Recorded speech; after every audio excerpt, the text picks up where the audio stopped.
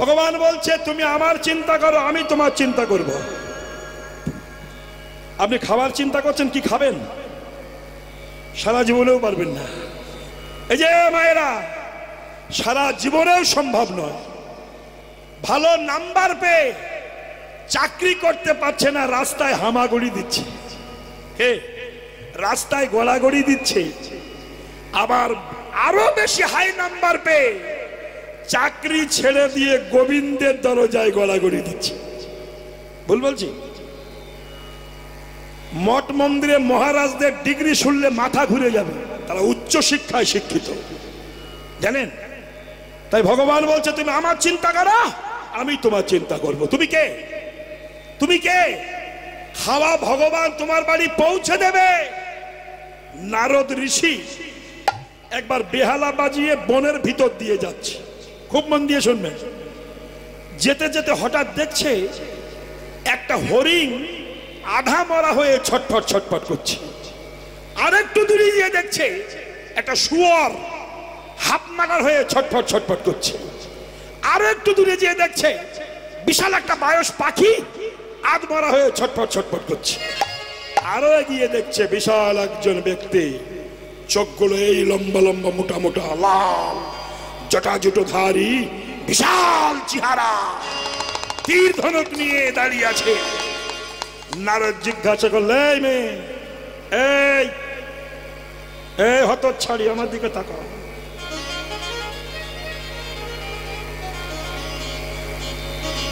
নারদ জিজ্ঞাসা করছে তোমার নাম কি? বলল আমি ব্যাধ। তাহলে এই যে পশুগুলো মেরেছে কে? আমি।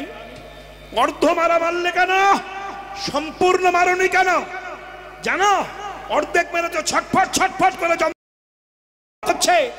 এই যন্ত্রণা তোমার জীবনেও ভোগ করতে হবে। একে তো পশু হত্যা মহাপাপ, তাতে হাফ মার্ডার করে রেখেছ, ছি, লজ্জা করে না? ব্যাদ বলছে অত জ্ঞান দিও না, তুমি কে আমি তোমাকে চিনি না, প্রয়োজনে তোমাকে আমি মেরে দেব। নারদ বলছে এত বড় সাহস? ঠিক আছে, তোমার ধনুকের কত জোর, তুমি আমাকে মারো। যদি আমাকে মারতে পারো তাহলে তুমি ব্যাদগিরি করবে, আর যদি মারতে না পারো বলো তুমি কৃষ্ণ চরণের দাস হয়ে যাবে। ব্যাদ বলল তোমার কৃষ্ণ কি খাওয়াবে? নারদ বলল কৃষ্ণ যদি খেতে না দেয় আমি ভিক্ষা করে তোমাকে খাওয়াবো। এই যারা হরিনাম করে, যারা মঠ মন্দিরে থাকে, বাবাজি মহারাজ বৈষ্ণব, তারা যা খায় কোটিপতি লোকও তা খেতে পারে না, ভাগ্যে জোটে না। আর যদিও জোটে পেটে সহ্য হয় না। হ্যাঁ, হবে না, হবে না। অতএব একজন বৈষ্ণব যা প্রসাদ পায়, শিষ্য বাড়ি গেলে কিংবা আশ্রমে গেলে থালা সাজিয়ে যা দেয়, একটা কোটিপতি লোকটা পায় না। নারদ বলছে কৃষ্ণ চরণের দাস হয়ে যাও, যদি খাওয়া না পাও আমি খাওয়া তোমার বাড়ি পৌঁছে দেব। আমি ভক্তের ভগবান। বেশ, রেডি হও, তাহলে তোমাকে হত্যা করব। এবার ব্যাদ যখন তীর ধনুক নিয়ে টঙ্কা দিয়েছে, ছুঁড়েছে এক বাণ, নারদ নয়ন মুদ্রিত করে কৃষ্ণ চরণে দেহটা নিবেদন করে দিয়েছে। ব্যাধের সেই বাণটা ছুটে যে একটা পদ্ম ফুলের মালা হয়ে নারদের গলায় প্রবেশ করেছে। ব্যাধ চমকে উঠেছে, কে তুমি? তুমি কে? নারদ বলল পরিচয় পরে হবে, কথা দিয়েছিলে ভক্ত হও। আমি তো ভক্ত হব, তা আমার বাড়ি সংসারকে চালাবে? নারদ বলল কথা দিলাম আমি চালাবো, খাওয়ার চিন্তা তোমার নয়, তুমি কৃষ্ণ চিন্তা করো, কৃষ্ণ তোমার চিন্তা করবে। এ কথা কেউ মানেন? মানেন কেউ? অনেকে বলেন হরি বললে কালানো যায়। আপনারা জানেন না ভারতবর্ষ কত জায়গায় ফ্রি খাওয়া যায় জানেন? স্বর্ণ মন্দিরে যান, দারুণ খাওয়া, রুটি লুচি তরকারি, লাস্টে পরমান্ন। রাধা কুণ্ডে 5 বার ফ্রি খাওয়া যায়, 5 বার ফ্রি খাওয়া রাধা কুণ্ডে। ওষুধ ফ্রি, জামা কাপড় ফ্রি। যাবেন আমার সঙ্গে, চলুন। খাবো খাবো করেন, কে খেতে দেয়? আপনি কে? কোত্থেকে খাবার আনবেন? আপনি ভাবেন না মায়ের গর্ভে যখন ছিলাম আমি তো খাবার খুঁজে বেড়াইনি, আমাকে খাবার আমাকে খুঁজে বেরিয়েছিল। আমি পৃথিবীতে এসে কি খেয়ে বেঁচে থাকবো? আমি জন্মাবার আগে আমার মায়ের স্তনে খাবারটা এসে গিয়েছিল। কে পাঠিয়েছিল? ওই স্তন দুগ্ধ কতটুকু চিনি কতটুকু লবণ মিক্সার করলে দুধের শিশু বারবার খাবে, মিক্সার করে সাপ্লাই করে দিয়েছিলেন। তাহলে আমার চিন্তা আমার পরম বন্ধু করে, কিন্তু আমরা বিশ্বাসঘাতক। সে আমাদের চিন্তা করে কিন্তু আমরা তার চিন্তা করি না। এই জন্য বড় দুঃখ আমাদের জীবনে। জান ফ্রি খাওয়া হবেন, ফ্রি, কিন্তু খাবো না। আমরা তো ঝেঁটা লাঠি খাবো, ভগবানের প্রসাদ খাবো কেন? ভাগ্যে তো নাই। তাই নারদের কথা শুনে ব্যাদ কৃষ্ণ মন্ত্রে দীক্ষা নিলেন। হরে কৃষ্ণ। যে ব্যাদ সবসময় আদমারা করতে একটা পশু, সেই ব্যাদ কৃষ্ণ ভক্ত হয়ে গেলেন, নারদের শিষ্য হলেন, কৃষ্ণ মন্ত্র দীক্ষা নিলেন। নিয়ে ঘর ত্যাগ করে নদীর কোলে ছোট্ট একটা ভজন কুঠির তৈরি করে ব্যাদ দিবানিশে কৃষ্ণ কৃষ্ণ কৃষ্ণ নাম জপ করেন। ব্যাদ যে সাধু হয়েছে, বৈষ্ণব হয়েছে, আশেপাশের গ্রামের লোক সবাই বৈষ্ণব দর্শনে আসে। কিন্তু মঠ মন্দিরে তো কেউ খালি হাতে যায় না। কেউ সন্দেশ, কেউ ফল, কেউ চাল, কেউ কলা, কেউ টাকা, এত তার কাছে আসে। ব্যাদ বলতে সারা জীবন পশুবধ করে আমি যা পেয়েছি তার চতুর্গুণ বেশি পায় প্রত্যেক একাদশীর পর দ্বাদশীতে। যখন সবাই আমাকে দর্শন করতে আসে, অনেক চাল, অনেক ডাল, অনেক পয়সা পেয়ে যায়। হে নারদ ঋষি, হে গুরুদেব, আরো 20 বছর আগে যদি তোমার সঙ্গে দেখা হতো, অনেক পশুর প্রাণ বেঁচে দিত, আর আমিও সকাল সকাল কৃষ্ণ ভক্ত হতে পারতাম। দেখেছেন, আনন্দে তার জীবিকা নির্বাহ হচ্ছে। একদিন নারদ সেই শিষ্যকে দেখতে এসেছে। দেখি তো ব্যাধের অবস্থা কি। নারদ দেখতে আসছে, আর শিষ্য গুরুদেবের চরণে শুয়ে পড়ে প্রণাম করবে। সেই ব্যাধ যখন প্রণাম করতে যাচ্ছে, মাটিতে ছোট ছোট পিঁপড়ে ঘুরে বেড়াচ্ছে। ও আঁচল দিয়ে বাড়ি মেরে পিঁপড়ে গুলোকে সরিয়ে দিচ্ছে। নারদ বলছে, সরাচ্ছ কেন? ব্যাধ বলছে, প্রভু প্রণাম করতে যে যদি আমার দেহের চাপে ওই পিঁপড়েটা মারা যায়। এই যে পশু বধ করত, সে কৃষ্ণ মন্ত্রে দীক্ষা নিয়ে একটা পিঁপড়েও আর মারতে চাইছে না। এই কতটুকু ভক্তি তার দেহের মধ্যে জেগেছে। মহাজন এই জন্যই বললেন, তুমি তোমার চিন্তা করো না, তুমি আমার চিন্তা করো, আমি তোমার চিন্তা করব। বৃন্দাবনের গরুগুলো কৃষ্ণের চিন্তা করে, কৃষ্ণের চিন্তা করে গরুগুলো, কিন্তু আমি কি ফার্স্ট ক্লাস গরু? আমি করি না, দুর্ভাগ্য। তাই শ্রীরাম বলল, কানাই, গরুগুলো যদি একসঙ্গে করতে হয়, তোর মোহন বাঁশি বাজাতে হয়। এই প্রতিধ্বনি শুনে ধেনুবৎস এক জায়গায় হবে, তখন আমরা গৃহে চলে যাব। গোবিন্দ বাঁশিতে ফুঁক দিয়েছে, কিন্তু বাঁশি বাজে না, বাজে না, বাজে না, বাজে না, বাঁশি বাজে না, তবু বাজে না, বাজে না, বাজে না, বাজে না, বাজে না, বাজে না, বাজে না, বাজে না, বাজে না, বাঁশি বাজে না, বাজে না, বাজে না, বাজে না, বাঁশি বাজে না, বাজে না, বাঁশি বাজে না, তবু বাজে না। কেন বাজে না? বাঁশি অন্তরে ভাবছে, গোবিন্দ সারাটা জীবন তোমার হাতে উঠেছি, হাত পেয়েছি, অধরামৃত পেয়েছি, তোমার চরণ পাইনি। আজ আমি বেজে উঠবো না। যদি বেজে না উঠি তোমার রাগ হবে, তুমি বাঁশিটা ভূমিতলে ফেলে পদদলিত করবে, ওই সুযোগে আমি তোমার চরণ পেয়ে যাব। কৃষ্ণ যখন ফুঁক দিয়েছে, বাঁশি বাজলো না, কৃষ্ণের রাগ হলো। বাঁশি অন্য সময় বেজে ওঠো, এখন তুমি বাজছো না, যদি বেজে না ওঠো আমি তোমাকে ভূমিতলে ফেলে পদদলিত করব।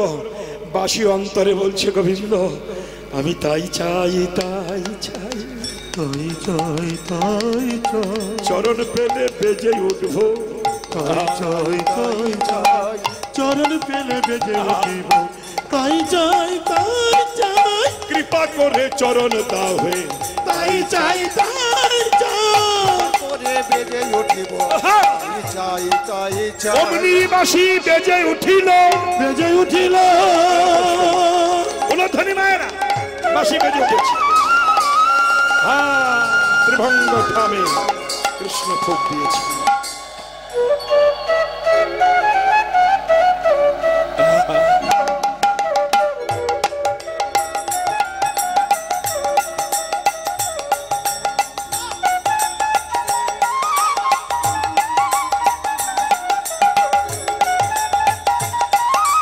মায়ের উলধ্বনি উলধ্বনি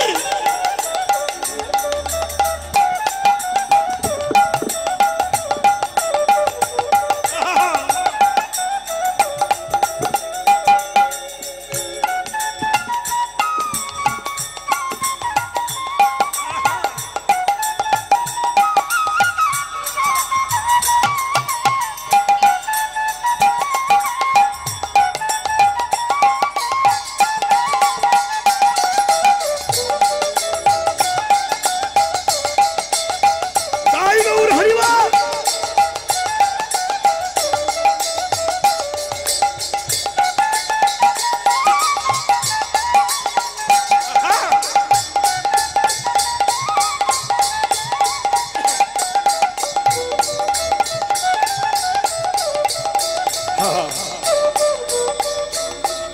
অদ্যবধি সেই বাসি বাজাই শ্যামরায় বাজাই শ্যামরায় কোন কোন ভাগ্যবানে শনিবার ভাই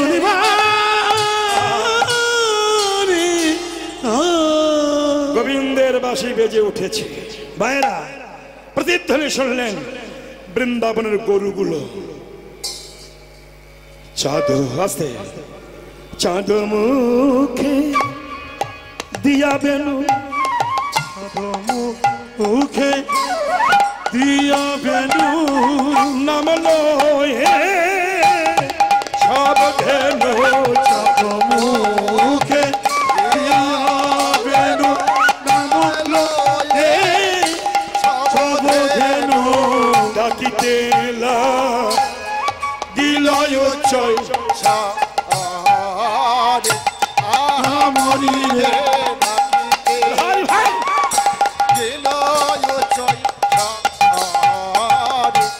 আহা মরি রে রাতিতে বৃন্দাবনে কেউ গেছেন হাত উঁচু করুন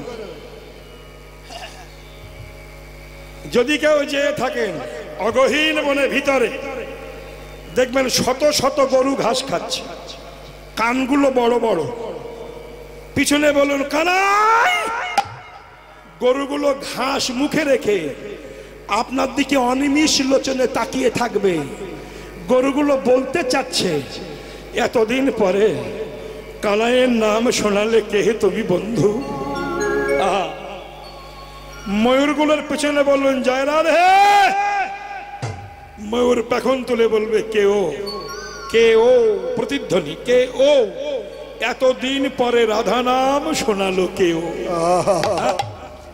বনের পশুরা কৃষ্ণ নাম শোনে কিন্তু আমার মতো হতভাগা পশু কৃষ্ণ নাম তো শুনি না আর যারা নাম করে তাদেরও ভালোবাসি না সমালোচনা করি আমার মতো পশু আর জগতে আছে গোবিন্দের বাঁশির প্রতিধ্বনি শুনে গরুগুলো ছুটে এসেছে মায়েরা একটু খেয়াল করুন এসব পালা হচ্ছে সম্পূর্ণ তো আধ্যাত্মিক জগতের কথা শুধু পালা নয় এই পালার মধ্যে ঢুকে কিছু রসাস্বাদন করতে হবে নইলে ভালো লাগবে না এই জন্য তো আমি যত দূরেই কীর্তন গাই যত দূর করি আপনারা দয়া করে আপনাদের চরণধুলি আমাকে দিতে আসেন আমার ভালো লাগে এই পালা শুনলে দেখা যায় কৃষ্ণ শুধু বাঁশি বাজিয়ে গোপীদের নিয়ে প্রেম করেছে আর এই পালা শুনে আমরা বাড়ি যেয়ে মোবাইল বাজিয়ে নায়ক নায়িকা ডেকে এনে প্রেম করে যাচ্ছি কেন রাধা কৃষ্ণ প্রেম করেছে আমরা করছি না, ভুল। আপনি যা সিদ্ধান্ত গ্রহণ করেছেন ভুল। বনের পশুগুলো প্রেম করেছেন কৃষ্ণের সঙ্গে, বাঁশি শুনে গাভীগুলো কৃষ্ণকে ঘিরে ধরেছে। এই যে মা সকল, চাঁদ মুখে দিয়া বেনু নাম লয়ে সব ধেনু ডাকিতে লাগিল চৈশরে, শুনিয়া কানুর বেনু ঊর্ধ্ব মুখে ধাই ধেনু উচ্ছ ফেলি পিঠের উপরে। গোবিন্দের কাছে এসে সারি সারি গরুগুলো দাঁড়িয়েছে। দেখুন, খেয়াল করুন, পশুর মধ্যে একতাবদ্ধ আছে, কিন্তু শালা মানুষের মধ্যে নাই। দেখুন, এসে দাঁড়িয়েছে। আহা, প্রেমের তরঙ্গ ওঠে, স্নেহে গাভী কৃষ্ণ অঙ্গ চাটে। গাভী এসে কৃষ্ণের পা দুখানা চেটে চেটে দিচ্ছে।